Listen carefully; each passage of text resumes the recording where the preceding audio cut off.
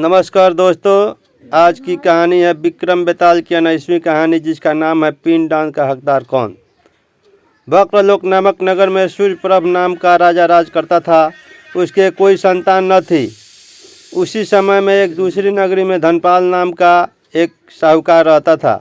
उसकी स्त्री का नाम हिरण्यवती था और उसके धनवती नाम की एक पुत्री थी। जब धनवती बड़ी हुई तो धनपाल मर गया और उसके नाते रिश्तेदारों ने उसका धन ले लिया। हिरण्यवती अपनी लड़की को लेकर रात के समय नगर छोड़कर चल दी। रास्ते में उसे एक चोर सूली पर लटकता हुआ मिला। वह मरा नहीं था। उसने हिरण्यवती को देखकर अपना परिचय दिया और कहा, मैं तुम्हें 1000 अशर्फियाँ दूंगा। तुम अपनी लड़की का ब्याह मेरे साथ कर दो। हिरण्यवती ने कहा, तुम तो मरने वाले हो। चोर बोला, मेरे कोई पुत्र नहीं है और निपुते की परलोक में सदगति नहीं होती।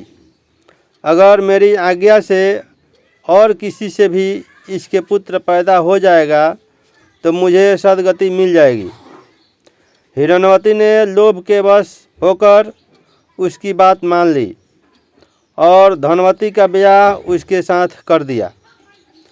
चोर बोला, इस बड़ के पेड़ के नीचे अशर्फियाँ गड़ी है, सो ले लेना और मेरे प्राण निकलने पर मेरा क्रियाक्रम करके तुम अपनी बेटी के साथ अपने नगर में चली जाना। इतना कहकर चोर मर गया। हिरण्यवती ने जमीन खोदकर अशर्फियाँ निकाल ली, चोर का क्रियाक्रम किया और अपने नगर में लौट आई। उसी नगर में वसुदत्त नाम का एक गुरु था, जिसके मन स्वामी नाम का शिष्य था। वह शिष्य एक वेश्या से प्रेम करता था। वेश्या उससे 500 अशर्फियाँ मांगती थी।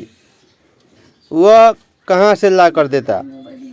संजोग से धनवती ने मन स्वामी को देखा और वह उसे चाहने लगी।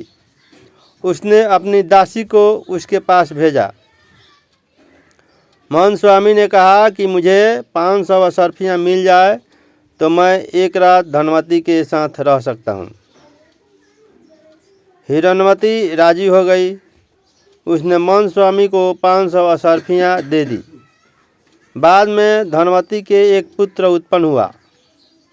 उसी रात शिव जी ने सपने में उन्हें दर्शन देकर कहा, तुम इस बालक को 1000 अशर्फियाँ के साथ राजा के महल के दरवाजे पर रखाओ। माँ बेटी ने ऐसा ही किया। उधर शिव जी ने राजा को सपने में दर्शन देकर कहा, तुम्हारे द्वार पर किसी ने धन के साथ लड़का रख दिया है, उसे ग्रहण करो। राजा ने अपने नौकरों को भेजकर बालक और अशर्फियों को मंगा लिया। बालक का नाम उसने चंद्रप्रभा रखा। जब वह लड़का बड़ा हुआ तो उसे गद्दी सौंपकर राजा काशी चला गया और कुछ दिन बाद मर गया। पिता के ऋण से उड़ीण होने के लिए चंद्रप्रभ तीर्थ करने निकला। जब वह घूमते हुए गया कूप पहुंचा और पिंडदान किया तो उसमें से 3 हाथ एक साथ निकले। चंद्रप्रभ ने चकित होकर ब्राह्मणों से पूछा कि किसको पिंड दूं। उन्होंने कहा, लोहे की कील वाला चोर का हाथ है, पवित्री वाला ब्राह्मण का हाथ है और अंगूठी वाला राजा का। आप तय करो कि किसको देना है। इतना कहकर बेताल बोला, राजन, तुम बताओ कि उसे किसको पिंड देना चाहिए। राजा ने कहा, चोर को, क्योंकि उसी का वह पुत्र था। मन स्वामी उसका पिता इसलिए नहीं हो सकता कि वह तो एक रात के लिए पैसे से खरीदा हुआ था।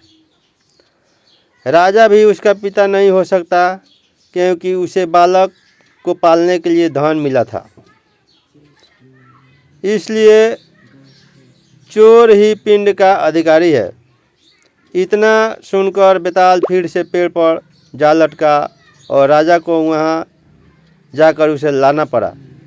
रास्ते में फिर उसने एक कहानी सुनाई।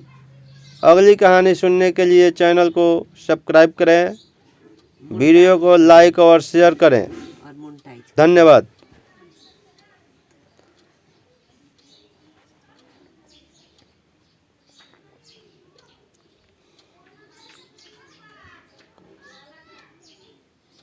Thank you for watching.